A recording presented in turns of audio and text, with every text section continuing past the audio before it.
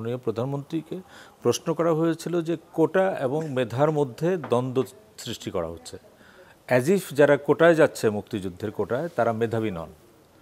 যিনি সাংবাদিক প্রশ্ন করেছেন তিনি প্রশ্ন পরিষ্কারভাবে বলেছেন যে যখন অ্যাপ্লিকেশন করা হয় তখন কোনো কোটা নাই, যখন প্রিলিমিনারি পরীক্ষা দেয় কোটা নাই, যখন রিটেন পরীক্ষা দেওয়া হয় কোটা নাই, যখন ভাইভা পরীক্ষা দেয় তখন কোটা নাই, কিন্তু যখন ফাইনাল সিলেকশনে যায় তখন কিন্তু মেধাবী ছেলেটিও পাশ করে বসে আছে, মুক্তিযুদ্ধের কোটার থেকে যে গেছে সেও আছে, এবং তখন চুজ করার সময় কোটার ভিত্তিতে মুক্তিযুদ্ধের ছেলেটা আসে।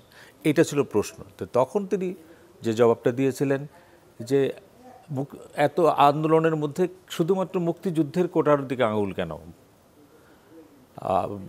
মুক্তিযুদ্ধ কী বলে মুক্তিযুদ্ধের নাতিপুতিরা কোটায় সুযোগ পাচ্ছে এই দিকে নজর কেন? আমি তো মুক্তিযুদ্ধের পক্ষে যারা আছে, নাতিপুতি পুত্র যারা আছে, আমি তো তাদের স্বার্থ সংরক্ষণ করব। আমি কি তাহলে কি সব রাজাকারদের নাতিপুতিরা কি মেধাবী, মুক্তিযুদ্ধের মেধাবী না? উত্তরটা ছিল সেই জায়গাতে। কাজে তিনি কাউকে বলেন নাই যে যারা আন্দোলন করছে তারা রাজাকার, এটা খুব স্পষ্ট, খুবই স্পষ্ট। এটা কখনোই বলেন নাই যে যারা আন্দোলন করছে। কিন্তু মান্না ভাই যেটা বললেন যে এটার ইন্টারপ্রিটেশনের সুযোগ আছে, ইন্টারপ্রিটেশনটাই আপনি দেখেন। আপনি যেটি বললেন স্লোগানটা কি, কে বলেছে, কি বলেছে, আমি কে তুমি কে, রাজাকার রাজাকার, কে বলেছে স্বৈরাচার? This is the point. এই স্বৈরাচার শব্দটা কিন্তু গত 5 দিনে ছিল না।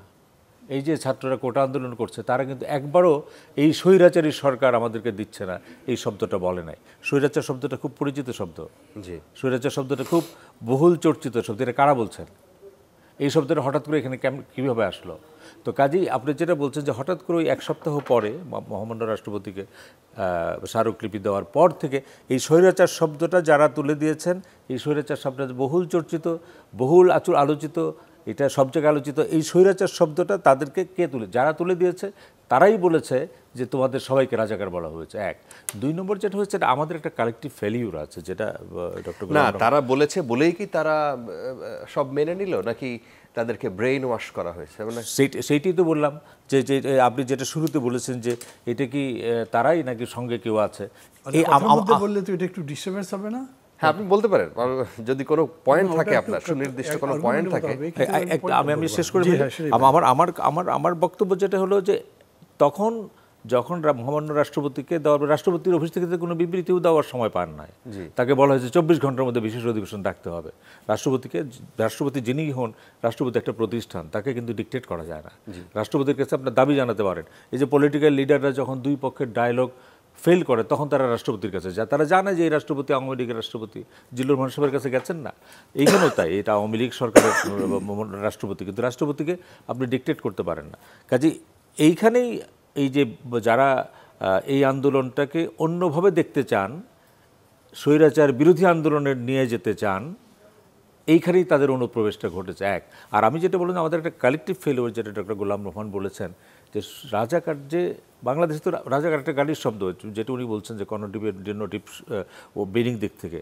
আপনি যে মেয়েটি রোকেয়া হলে আমি রাজাকার বলছে, সেই মেয়েটি ভগীরথী সাহা পিরোজপুরের মুক্তিযুদ্ধে, যাকে পাক বর্বর বাহিনী এবং রাজাকাররা 2 গাড়িতে 2 পা বেঁধে এরকম টেনে শরীর ফাঁক করে ফেলছে, এটা আমরা জানাতে পারি নাই। এটা আমাদের ব্যর্থতা।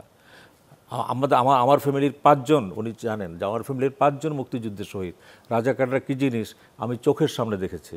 আমার চাচাকে গুলি করে হত্যা করা হয়েছে, আমি রাজাকার চিনি।